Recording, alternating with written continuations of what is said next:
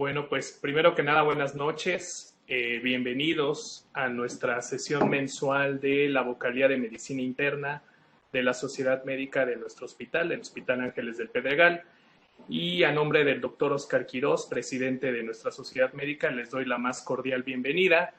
Como muchos de ustedes ya me conocen, soy el doctor César Augusto Vega López, soy médico internista y soy el vocal de la especialidad de medicina interna de nuestra sociedad. Bueno, primero que nada voy a platicar un poquito de cómo va a estar la estructura de nuestra sesión. Primeramente voy a permitirme presentar a nuestro gran ponente del día de hoy, que es el doctor Fernando Lavalle. Posteriormente el doctor nos va a dar su extraordinaria plática y posteriormente la doctora Yael Atziri, Medical Marketing de Laboratorio Sabot, a quienes agradezco muchísimo el apoyo para la organización de esta sesión, nos va a coordinar la sesión de preguntas y finalmente un servidor va a dar el cierre de la sesión. Es importante mencionar que en su pantalla, en la parte inferior derecha, tenemos ahí un chat para la parte de las preguntas que le quieran hacer al doctor Fernando Lavalle. Y bueno, pues sin mayor preámbulo, me voy a permitir presentar al doctor Fernando Lavalle, Fernando Javier Lavalle González, que ya muchos de nosotros tenemos el gusto de conocer su trayectoria y sobre todo su amplia experiencia en la parte de la diabetes. Él es licenciado en médico cirujano, egresado en la Universidad Autónoma de Nuevo León, generación 1982. Su especialidad de medicina interna la realizó en la Universidad Autónoma de México en el año de 1990 y posteriormente hizo la subespecialidad de endocrinología en la Universidad Autónoma de Nuevo León en 1992. Es profesor titular de la especialidad de endocrinología del Hospital Universitario Dr. José Eleuterio González de la Universidad Autónoma de Nuevo León y es el autor principal del consenso del cual vamos a platicar el día de hoy, de toda la relación de la variedad glicémica en diabetes. Sin mayor cosa que decir, doctor Lavalle, nuevamente muchas gracias. Bienvenido. Muchas gracias, César, por tan amable presentación. Pues muchas gracias también por la invitación para estar con ustedes. Están viendo la pantalla, ¿verdad ya? Vamos a hablar algo acerca de diabetes y pues siempre es bueno recordar cómo están los números.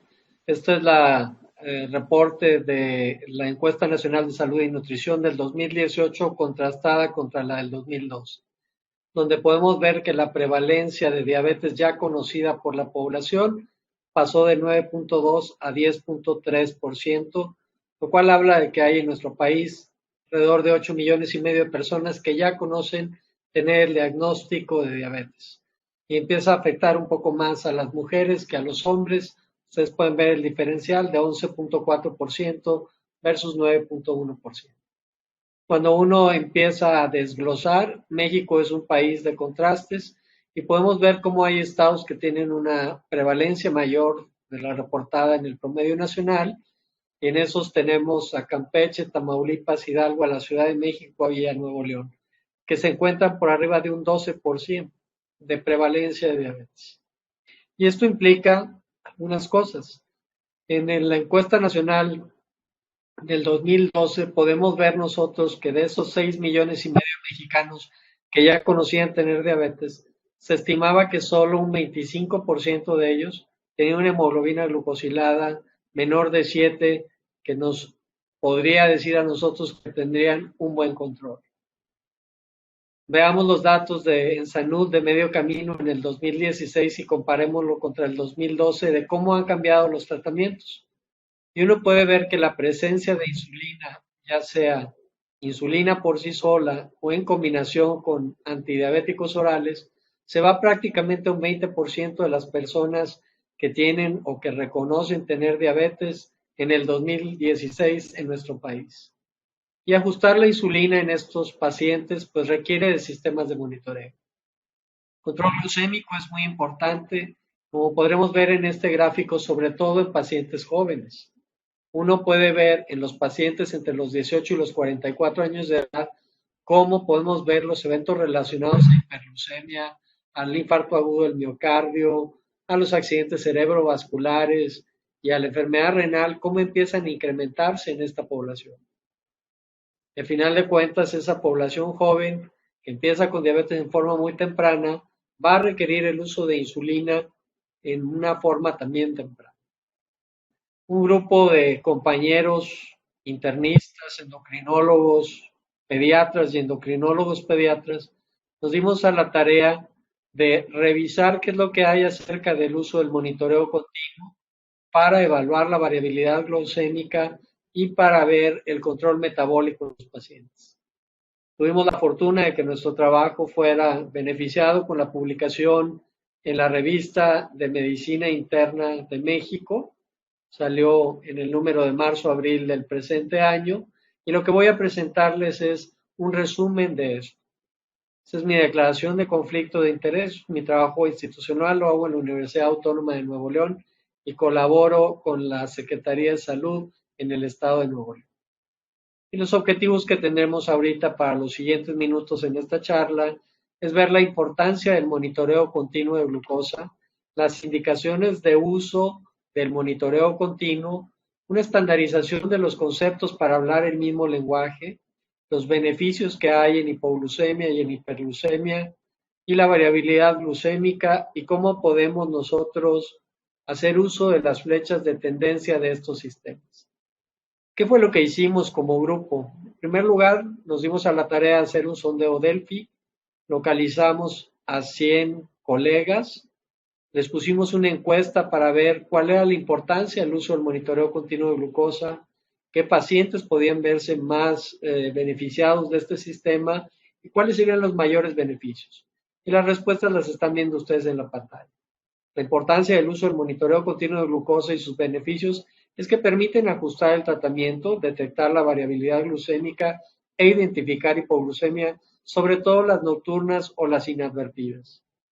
¿Cuáles son los pacientes que se podrían ver beneficiados mayormente con este sistema? La diabetes tipo 1, así como los pacientes descontrolados. ¿Cuáles son los mayores beneficios al usar el monitoreo continuo? Detectar hipoglucemia inadvertida, nocturna o hiperglucemia postprandial. Sabemos que la hemoglobina glucosilada no es suficiente para evaluar el control glucémico. Las limitaciones que tiene la hemoglobina glucosilada es que nos da un promedio en los últimos 2 a 3 meses. No detecta hipoglucemia o hiperglucemia en ningún momento. No refleja los cambios rápidos en el control diario de la glucosa. La tasa de glicación puede ser diferente por etnia y por raza y hay una serie de circunstancias que pudieran alterarlo. Anemia, hemoglobinopatía, la deficiencia de hierro, el embarazo, son circunstancias que hacen que sea poco valorable. Entonces, cuando uno ve valores falsamente altos en una hemoglobina glucosilada, la fuente de error puede ser una deficiencia de hierro, la anemia por deficiencia de hierro. Uno esperaría de decir, hoy hay anemia, va a haber menos hemoglobina, la hemoglobina me va a salir mejor. Pues en la deficiencia de hierro no, al contrario, sale un valor falsamente alto. Vemos valores falsamente bajos en hemólisis, en reticulocitosis, en hemoglobinopatías como las talasemias, cuando se utiliza eritropoyetina, en los episodios de uremia, en la insuficiencia renal, pudiéramos tener nosotros un valor falsamente bajo. Cuando los niveles de glucosa en sangre automonitoreados, vean en este reporte, cómo podemos ver que a un individuo que se le pide que controle mejor su glucosa, que tenía una hemoglobina de 9.4 y la baja a 7.5, va a empezar a tener episodios de hipoglucemia para poder hacer que esta hemoglobina llegue cercana a la meta. Y ese es uno de los puntos que a veces estas hipoglucemias pasan inadvertidas y debemos nosotros de monitorizar a los pacientes para prevenir esto. Entonces, la herramienta para el control glucémico del monitoreo continuo de glucosa nos da una interpretación más precisa y personalizada. El tratamiento con mayor argumentación para los pacientes. No es lo mismo que el paciente vea cómo son las excursiones postprandiales o cómo son las hipoglucemias nocturnas para convencerlo y cambiar su tratamiento y pedirle que se apegue al mismo. En la hipoglucemia, la detección, el manejo temprano y la prevención de la misma son básicos. Este es un ejemplo de un reporte de monitoreo continuo de glucosa. Ha habido grandes esfuerzos en los últimos 10 años por estandarizar las métricas del monitoreo continuo y de tener reportes estandarizados independientemente de cuál sea el método de medición. ya sea un método con una microinfusora de insulina con su sensor, o ya sea el monitoreo continuo flash, que es el del freestyle libre. Y en estos podemos ver un reporte que nos va a hablar del tiempo en rango, que está el tiempo en rango en objetivo por encima o por abajo, nos va a dar la glucosa promedio, un indicador del manejo de la glucosa que sería una referencia a la hemoglobina glucosilada y sobre todo el coeficiente de variación que nos va a hablar de la variabilidad de la glucemia. Al final de cuentas, este monitoreo nos permite entender un patrón durante el día de dónde se presentan las hiperglucemias o las hipoglucemias, y a final de cuentas nos dará un reporte de 14 días donde uno puede ver las excursiones en el día al día y discutirlo con el paciente. El consenso de tiempo en rango que ha salido de los congresos de tecnología y tratamiento de la diabetes, el ATTD, nos dice que cuando menos los pacientes deben de tener un 70% en el rango, deben de tener menos de un 5% en hipoglucemia y un 25% por arriba del rango. Uno puede ver en este ejemplo que este paciente tiene 78%, lo cual nos va a asegurar que la hemoglobina glucosilada sea menor de 7. Y este indicador del manejo de la glucosa es una extrapolación al valor de una hemoglobina glucosilada. Se recomienda que los pacientes tengan menos de 36 de coeficiente de variación, y vean ustedes la variabilidad de la glucosa aquí está en 31.6.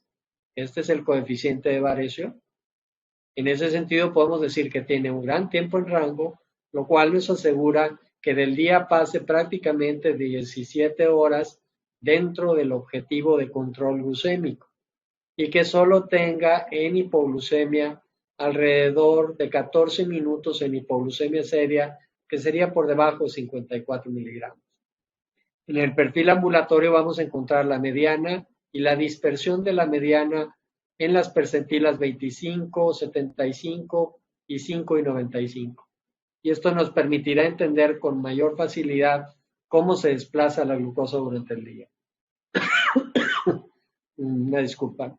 El perfil ambulatorio también tiene los perfiles diarios de 14 días, que es donde se basan todas nuestras mediciones. Y el paciente podrá entender cómo están los episodios de hiperglucemia marcados en amarillo o los episodios de hipoglucemia marcados en rojo, como una señal de peligro en ese sentido. ¿Cuáles son los conceptos básicos? Variabilidad glucémica se refiere a la fluctuación aguda de la glucosa. El coeficiente de variación es una medida estándar del mismo y se estima con un valor meta el que sea menor del 36%. Tiempo en rango es el espacio temporal que se encuentra dentro de los límites de 70 a 180. Si uno recuerda las metas de la Asociación Americana de Diabetes, nos dicen que la glucosa preprandial debe estar entre 80 y 130 y la glucosa postprandial máxima en el pico no debe ser mayor a 180. De ahí es de donde sale esta cifra de 70 a 180. Los episodios individuales de hiperglucemia o hipoglucemia deben de ser detectados y lo que debemos de pedir es que no pase más de 20 minutos en el día en esos episodios. Para poder tener un análisis, nosotros necesitamos tener suficiencia de datos. Eso significa que en el reporte cuando menos haya el 70% del tiempo del lector obtenido. El promedio nos va a dar un concentrado de la media aritmética del periodo de monitoreo y el indicador del manejo de la glucosa a través de una fórmula es algo que podemos extrapolar a lo que sería una hemoglobina glucosilada si el paciente persistiera todo el tiempo en ese control metabólico. Entonces, necesitamos para poder interpretarlos contar con los datos recabados de cuando menos 7 a 14 días. Y yo les diría que la métrica actualmente es de 10 a 14 días. Idealmente el tiempo de uso que sea mayor al 70% y si se pudiera el 100% sería lo mejor. Eso significa que el individuo tiene que hacer los escaneos suficientes durante el día para capturar los datos. Hay que recordar que el sensor guarda 8 horas de datos y que el lector guarda 3 meses de datos. Se requieren obtener los valores promedio de la glucosa durante 2 semanas para poder sacar la variabilidad glucémica, la desviación estándar, el coeficiente de variación y el indicador relacionado al manejo de la glucosa. Sabemos nosotros que el tiempo en hipoglucemia debe ser menor al 5% y decimos que idealmente nuestra recomendación es que no sea mayor al 3%. Final de cuentas, estos sistemas nos van a dar la posibilidad de comparar los datos en periodos anteriores para poder evaluar los cambios.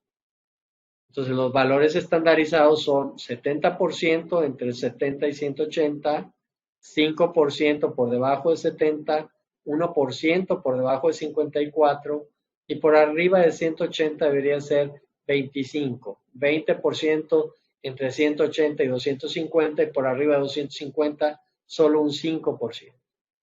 Y de esta manera podemos decir nosotros que si el paciente cumple este 70%, su control metabólico equivaldría a tener una hemoglobina glucosilada menor de 7.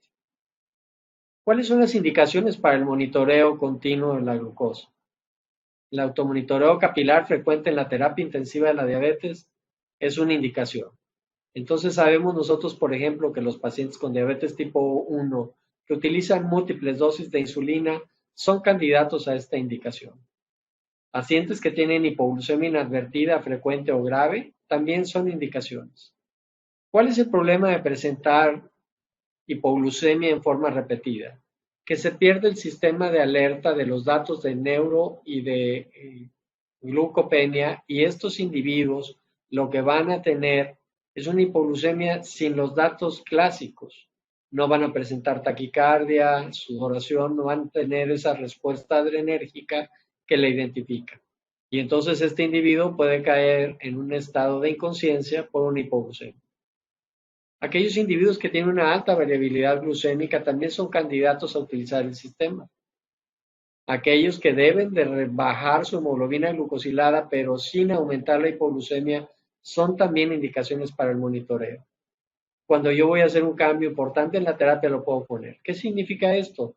Que aún pacientes que no utilicen insulina con diabetes tipo 2, si voy a cambiar toda su terapéutica, pudiéramos tener el monitoreo continuo de glucosa para evaluar en ese sentido cuáles han sido los cambios que hemos hecho y el impacto que tiene en el control metabólico. Profesiones de alto riesgo que requieren evitar hipoglucemia, pilotos, choferes de autobús, choferes de transporte federal, deportistas de alto rendimiento y por supuesto en el embarazo, que requiere un control metabólico más estricto, como ustedes bien conocen, para evitar la macrosomía y las complicaciones materno-fetales. Hay que tener la consideración y saber que el monitoreo continuo de glucosa no es una herramienta de diagnóstico. El monitoreo continuo de glucosa mide la glucosa en el líquido intersticial. Medir la glucosa en el líquido intersticial no está equiparado a ningún método de medición de la glucosa plasmática o sérica. Por lo tanto, los valores no pueden ser utilizados para decir que existe diabetes. Sin embargo, es una herramienta de escrutinio bastante buena porque los pacientes pueden ver cómo fluctúa su glucosa y entonces convencerse de que tienen que hacer una prueba diagnóstica.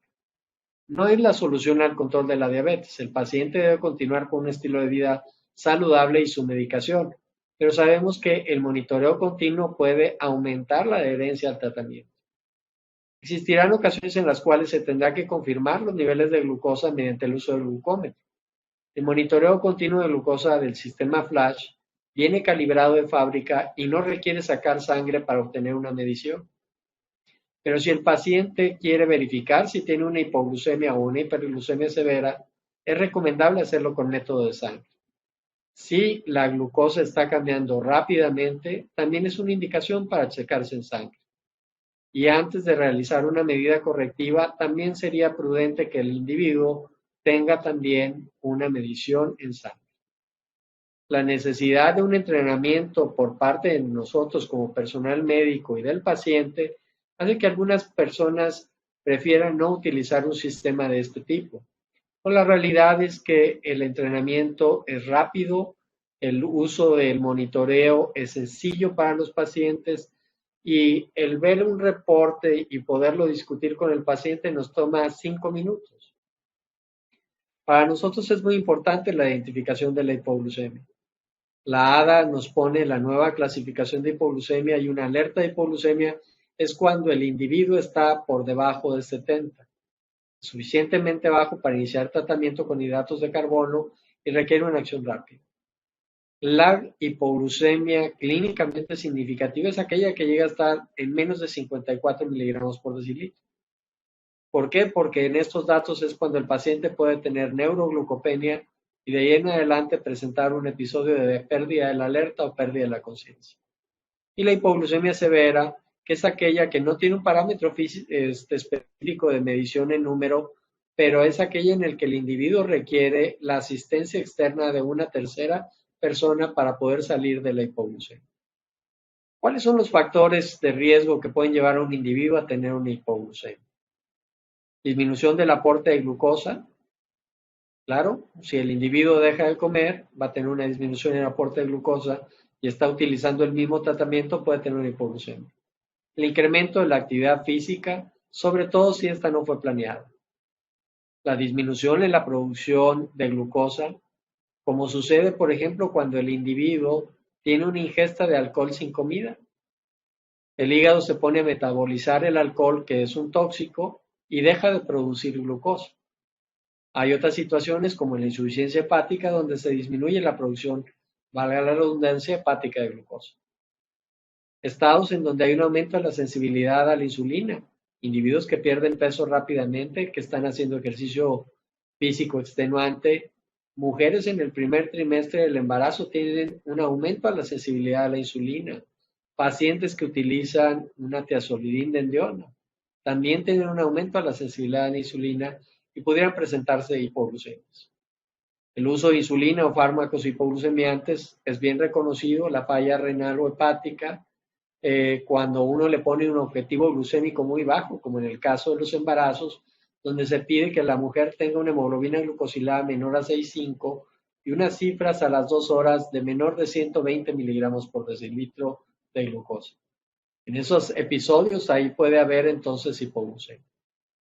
¿Qué hay demostrado en la literatura del sistema de monitoreo continuo Flash? Tenemos algunos estudios como el estudio IMPACT, después de 6 meses de uso en pacientes con diabetes tipo 1, hay una reducción del 46% de los eventos de hipoglucemia. En diabetes tipo 2, de estudio a 12 meses, el Replace reportó hasta un 50% de disminución de eventos de hipoglucemia. La microinfusora 640G de Medtronic ha demostrado una reducción de más del 80% de los eventos de hipoglucemia. Hay que recordar que esta es semiautomatizada, utiliza el sensor y disminuye la infusión de insulina cuando el sensor reporta que la glucosa baja más de 20 miligramos en forma súbita o que tiene un valor de alerta por debajo de 90. Y en ese sentido, la microinfusora detiene la liberación de insulina y por eso se reduce hasta un 80% los eventos de hipoglucemia. Este es el gráfico del estudio IMPACT. Nosotros podemos ver cómo está la situación en el rango de hipoglucemia entre 56 y 70 o por debajo de 56 y vean cómo hay una disminución en las primeras semanas. Cada episodio de estos son 2 semanas y vean cómo a 3 meses ya hay una disminución significativa del tiempo en hipoglucemia severa o en hipoglucemia de sospecha entre 56 y 70.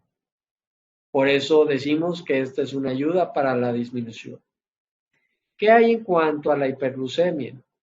Muchas causas de hiperglucemia. Hay hiperglucemia en la prediabetes, hay hiperglucemia en la diabetes, hay síndrome diabético franco con valores arriba de 180 en el cual no tenemos un buen control. Estos pueden presentarse los episodios con síntomas o sin síntomas. Ustedes tienen la misma experiencia que un servidor de ver pacientes que están en 200 y 220 y no tienen polidipsia, polifagia y poliuria. Y esto puede explicarse en parte porque tienen una hiperexpresión de los cotransportadores de sodio y glucosa a nivel renal y no tienen una excreción de glucosa o glucosuria hasta que no llegan a niveles por arriba de 240 miligramos por decilitro. La hidratación severa que puede presentarse debido a la diuresis osmótica, pues lleva a algunos pacientes hasta el estado hiperosmolar. Sabemos que un estado hiperosmolar es de lenta instalación que requiere 1 o 2 semanas en que la hiperglucemia llegue a tener esa hipertonicidad. Estos son datos de vida real de 51,000 lectores de freestyle libre. Vean ustedes cómo se demuestra una disminución en la hemoglobina glucosilada con el aumento de los chequeos de la glucosa. Y hay una disminución en el tiempo de hipoglucemia con el aumento de los chequeos. ¿Okay? Entre más chequeos hay, menos tiempo en hipoglucemia. Entre menos chequeos hay, más tiempo en hipoglucemia y mayor hemoglobina glucosilada.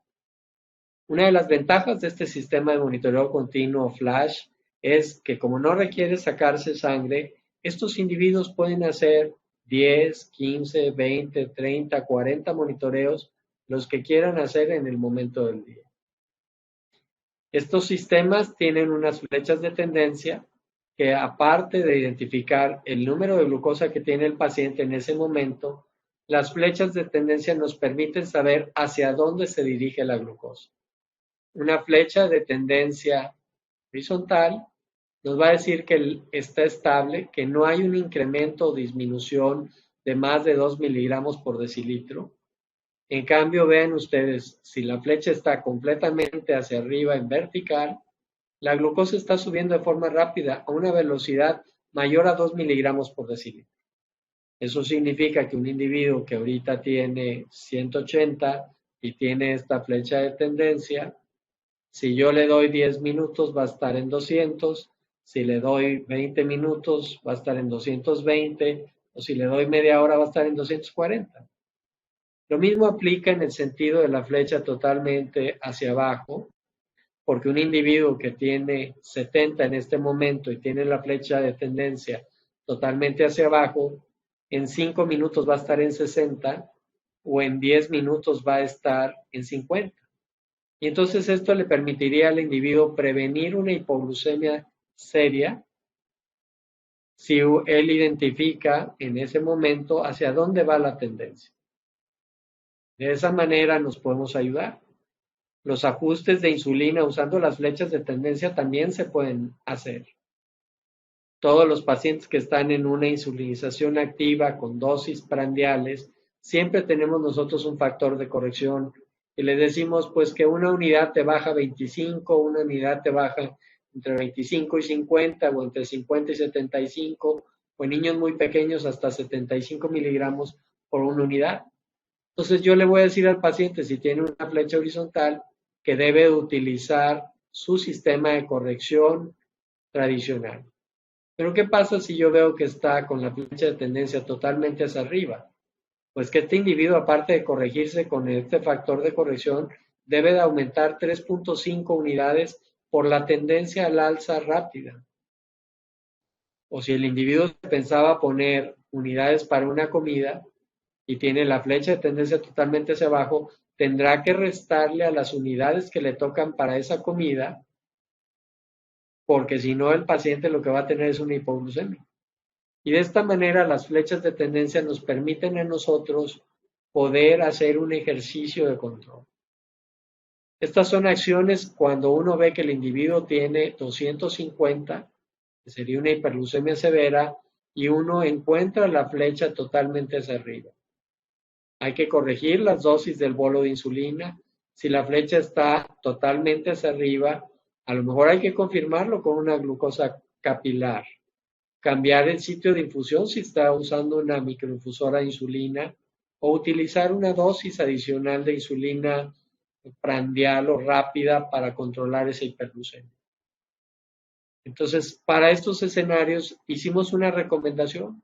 Si el individuo tiene la flecha totalmente hacia abajo y está entre 70 y 180, pues podemos decirle al paciente cuando esté llegando cercano a los 70 que debe de ingerir 15 gramos de carbohidratos y rescanearse en 15 minutos para evitar una hipoglucemia y de esa manera evitar que el individuo pudiera tener una hipoglucemia severa.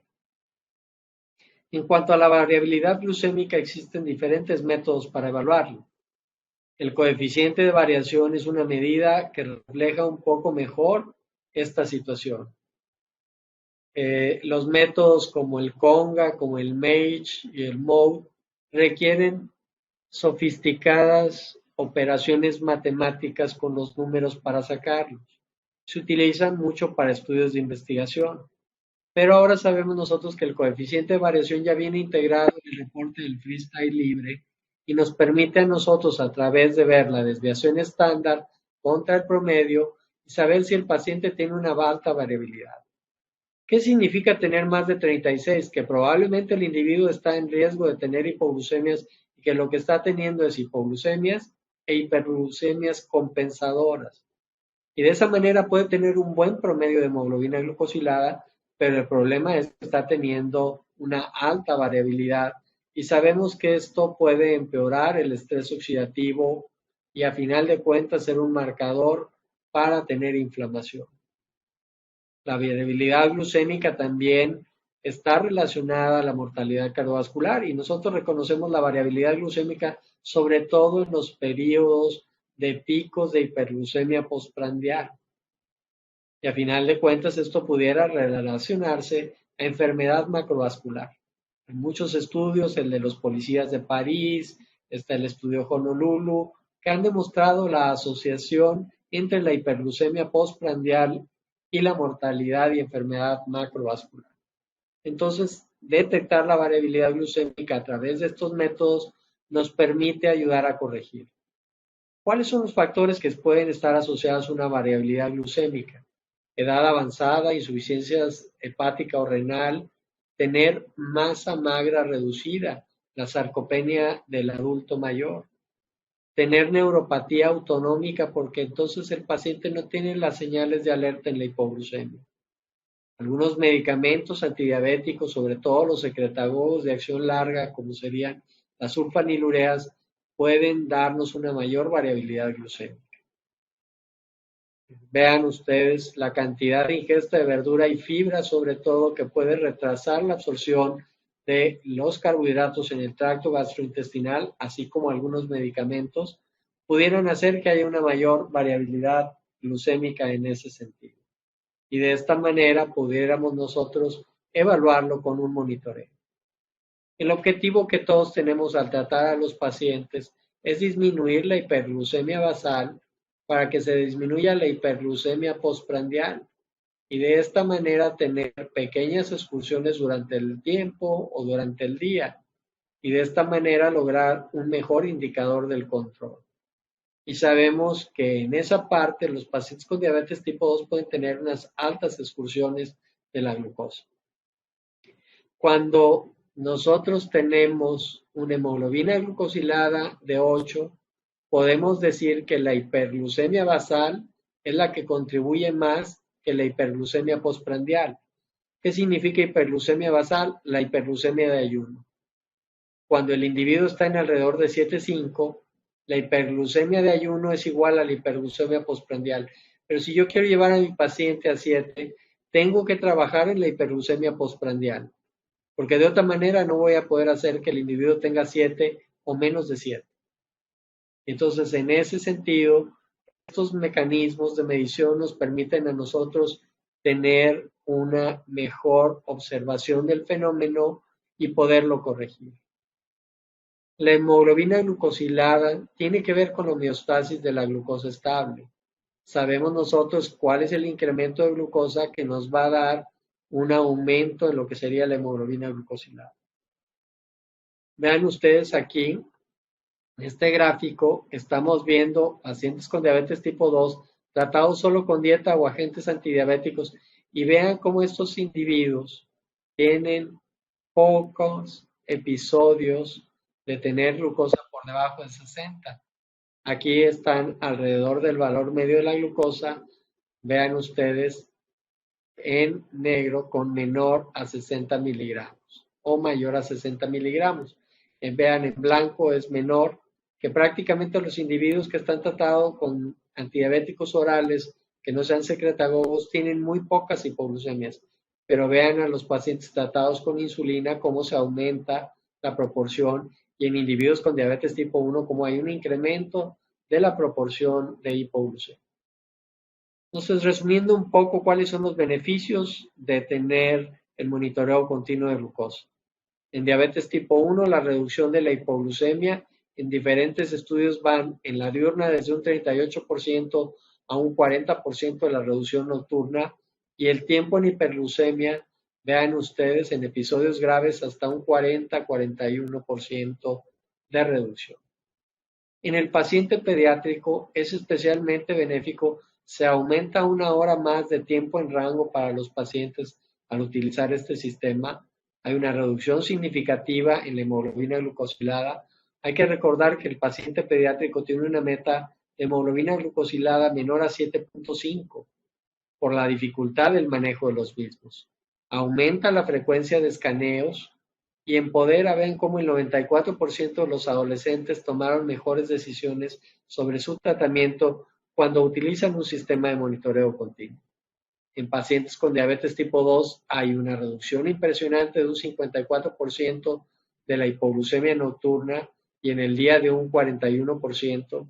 Y hay estudios que demuestran hasta casi un 1 de disminución en la hemoglobina glucosilada cuando se utiliza el sistema y también hay un menor consumo de insumos médicos, menor consulta a urgencias, menor asistencia a ambulancia y menor hospitalizaciones.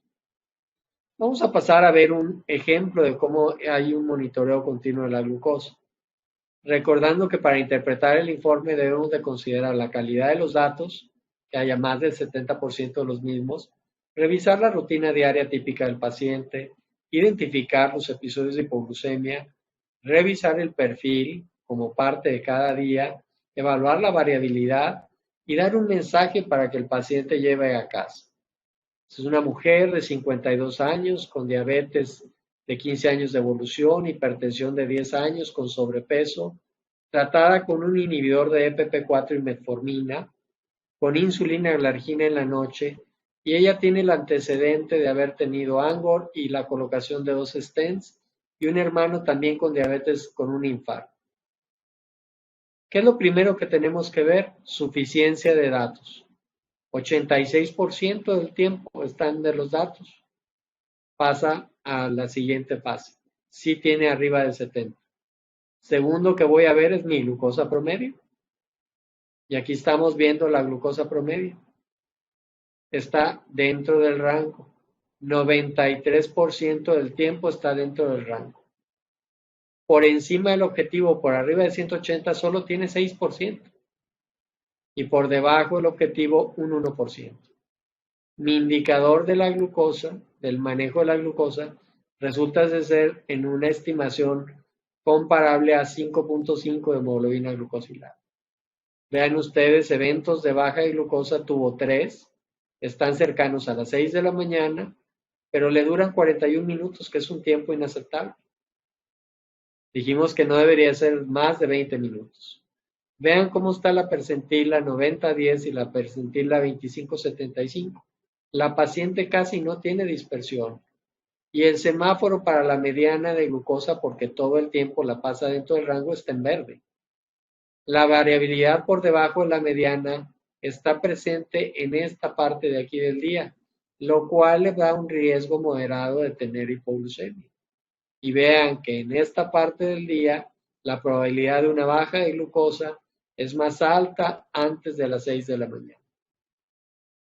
A final de cuentas, uno puede ver los episodios de hipoglucemia documentados en la paciente que suceden a las 6 de la mañana y ver en el reporte cómo nos da el número de lecturas. Vean ustedes que la paciente se pone el sensor y de 6 escaneos en un día pasa a 20 escaneos en los siguientes días, que estaba asustada por los episodios de hipoglucemia y después ya empieza a tener un monitoreo que es usual, entre 10 y 15 monitoreos por día. Las flechas que encontramos aquí identifican los 3 días en los que tuvo hipoglucemia y el promedio del día está en un azul más oscuro. Y de esta manera podemos decirle al paciente pues que pasa el promedio del día bastante bien. Veamos esta otra instantánea de esta misma paciente. 97% del tiempo, ya completó 14 días de observación y vean la diferencia, desde 80 pasó a 97%, el promedio de la glucosa bajó de 112 a 9.1, el indicador de manejo de la glucosa quedó por debajo de 5 y vean cómo la dispersión se disminuyó. ¿Qué fue lo que aumentó? Episodios de hipoglucemia. Y vean que la mayor parte de ellos se concentran en la madrugada y primeras horas de la mañana y que pasa prácticamente 180 minutos en hipoglucemia. Cuando uno ve el indicador, pues ahora tenemos rojo y amarillo prácticamente en todo el día y vean cómo no hay dispersión de los datos. Esta paciente estaba muy apegada al tratamiento utilizando la insulina y a final de cuentas con un riesgo de tener muchas hipoglucemias, que aquí están documentadas ya no solo en el periodo de la madrugada, sino a partir de las 12 de la noche hasta las 6 de la mañana y algunas en la mediodía antes de llegar a la comida a la 1 de la tarde. Cuando uno ve el seguimiento de la paciente, puede ver en el día al día cómo están representados por estos puntos cada uno de los monitoreos y en rojo podemos observar los periodos de hipoglucemia y cómo después de una hipoglucemia, hiperglucemia, hipoglucemia, hiperglucemia, hipoglucemia, hiperglucemia, aunque dentro del rango de objetivo de la paciente, pero el mismo fenómeno se observa. Y cuando uno ve en el día al día, uno identifica los episodios de hipoglucemia de esta manera en rojo y ven las lecturas sucesivas que se hizo durante todo el día. ¿Qué tuvimos que hacer con esta paciente? Dejar de usar insulina y la paciente mantuvo un buen control en ese sentido. La paciente no era candidata a seguir utilizando insulina, puesto que estaba teniendo hipoglucemias que la ponen en riesgo por la presencia de angina y de tener 2 stents colocados. ¿Cuáles serían las conclusiones en ese sentido? El monitoreo continuo de glucosa es una herramienta valiosa que podemos utilizarla, que nos permite evaluar a los pacientes, detectar hipoglucemia, sobre todo si es nocturna o inadvertida, hacer cambios en la terapia y que los pacientes puedan tener una autoevaluación de la efectividad de estos cambios. Y sin más, pues quiero terminar por agradecerles su atención en estos minutos y estamos disponibles para la sesión de preguntas. Muchas gracias. Muchísimas gracias, doctor. No sé si alguno de ustedes, de los presentes, tendrá alguna pregunta para el doctor. Pueden abrir sus micrófonos y hacerlas también por voz.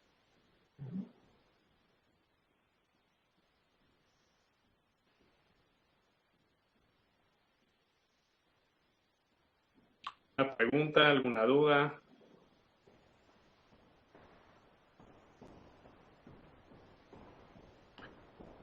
Bueno, yo tengo una duda, doctor, en relación a LibreView, digo, yo soy un amante de este dispositivo porque tengo varios pacientes que están en procesos de insulinización.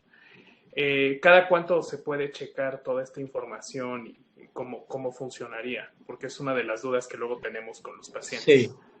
Yo lo que recomendamos es que cuando menos pasen 7 días de uso continuo del sensor para que las medidas se estabilicen. Y lo ideal es tener entre 10 y 14 días de uso continuo. Hay unas curvas en las que se extrapola el promedio de la glucosa, el nivel del indicador del manejo de la glucosa, que es lo que corresponde a una hemoglobina glucosilada, y esto sucede entre el día 10 y 12. Pues para que estos valores te sirvan en realidad necesitas un periodo de 10 días de observación. Con 10 días ya tienes valores muy estables y te permite entender qué es lo que le ha sucedido al paciente. Y en base a eso hacer recomendaciones. Ok, perfecto. Muchas gracias.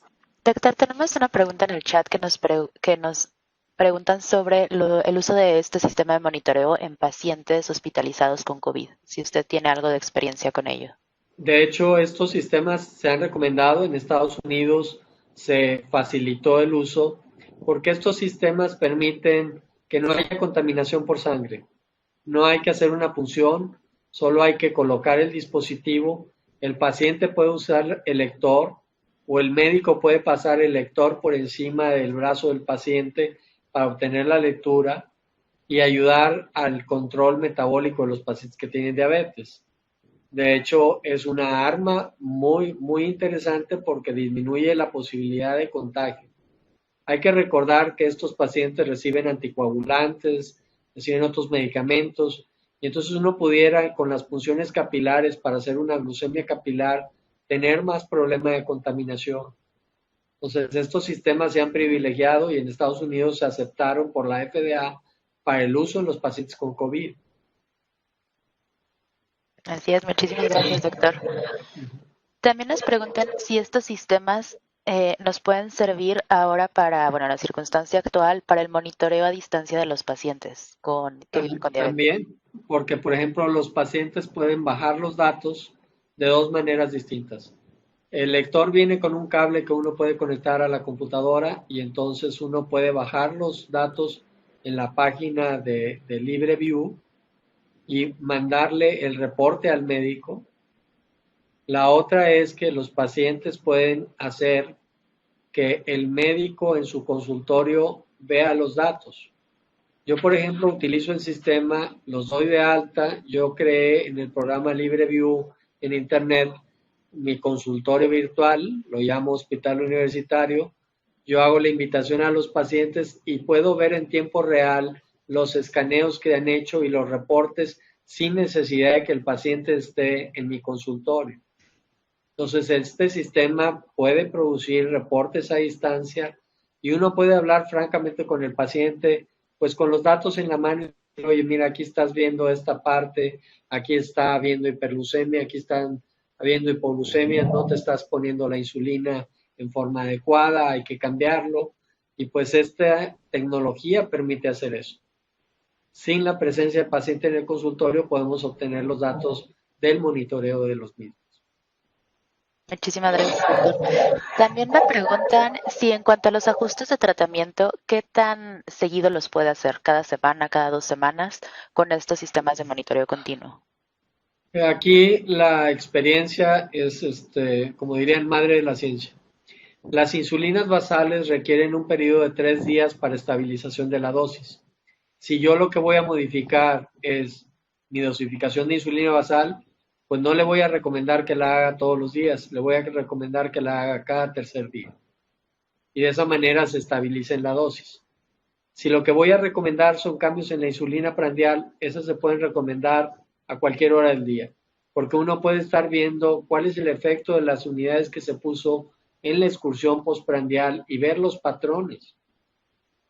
Yo no les presenté gráfico, pero también salen los patrones de hiperglucemia postprandial y se pueden discutir con los pacientes. Entonces, para modificar el tratamiento que sería a base de insulina prandial o insulina rápida, lo puedo hacer cada día sin ningún problema. Así es, muchísimas gracias, doctor.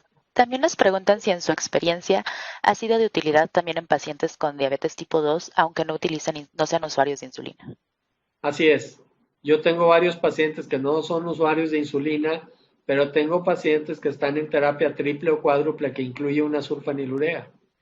Y una de las cosas que es impresionante con estos sistemas es que el paciente ve cuánto le sube la glucosa con una comida en el postprandio.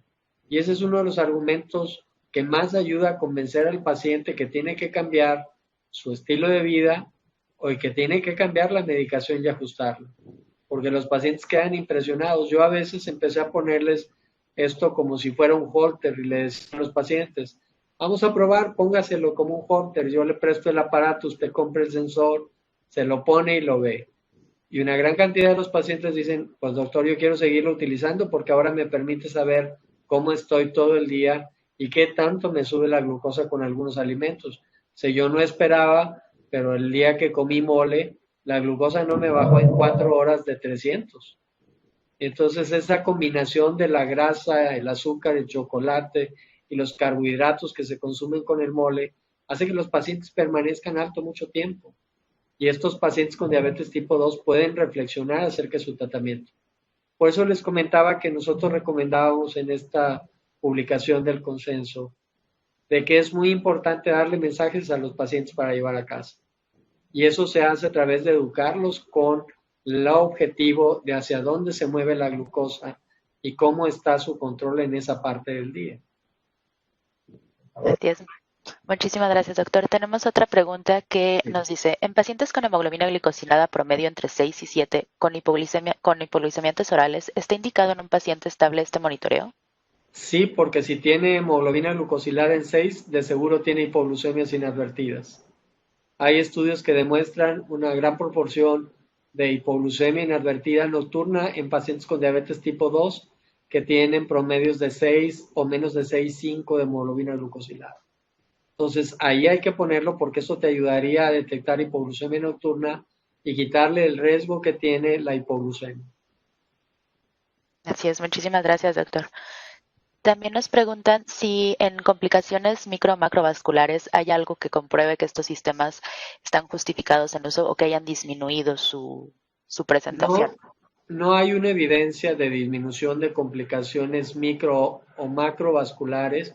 La mayor parte de los estudios han sido estudios de tiempo corto de seguimiento de los pacientes. Estamos hablando de 6 meses, 1 año o 2, que no permiten evaluar el beneficio de la disminución en la hemoglobina glucosilada sobre el control y la aparición de complicaciones microvasculares.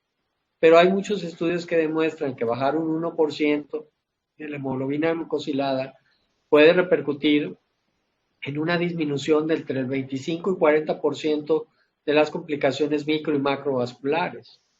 Entonces, lo esperado sería que eso sucediera si el paciente mantiene el control metabólico, pero que haya una evidencia científica que respalde que el uso del monitoreo ya disminuyó la incidencia de las complicaciones, no lo hay. Ok, muchas gracias, doctor. Y nos preguntan también si para complicaciones agudas, en el caso de cetoacidosis o estado hiperosmolar, han demostrado en alguna manera ser utilidad. Sí, en eso hay tanto en diabetes tipo 2 como en diabetes tipo 1.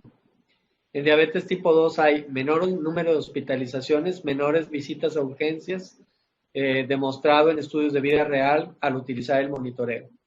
Entonces, sí está demostrado en diabetes 2 franca mejoría en ese sentido. En adolescentes y en niños se ha disminuido los episodios de hiperglucemia severa que los podían conducir a la visita de urgencias.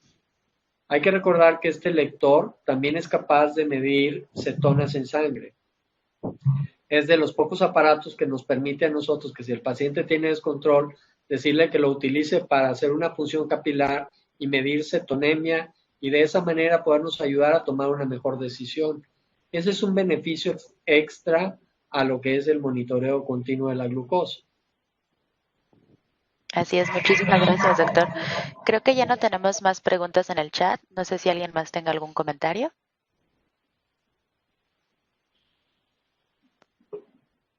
Ok, me parece que no. Si no Bueno, es así, yo quisiera agradecerle al doctor César Vega la invitación, a nuestros amigos de Abbott, de la gentil invitación también a estar aquí con ustedes y pues dejarlos para el cierre del evento con el doctor César. muchísimas gracias, doctor. Adelante, doctor César. Muchísimas gracias, doctora. Muchísimas gracias, doctor, por la brillante charla. Y bueno, pues les agradezco muchísimo la asistencia a nuestra sesión mensual del mes de agosto.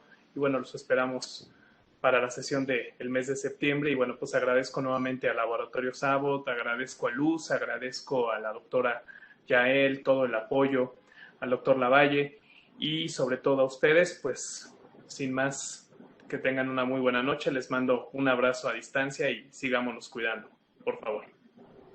Muchas gracias. Gracias, buenas noches. Buenas noches. Cualquier duda que sigan teniendo sobre los lectores o sobre el sistema de monitoreo continuo, Luz estará con ustedes, es nuestra representante de ventas y les dejará sus datos en el chat.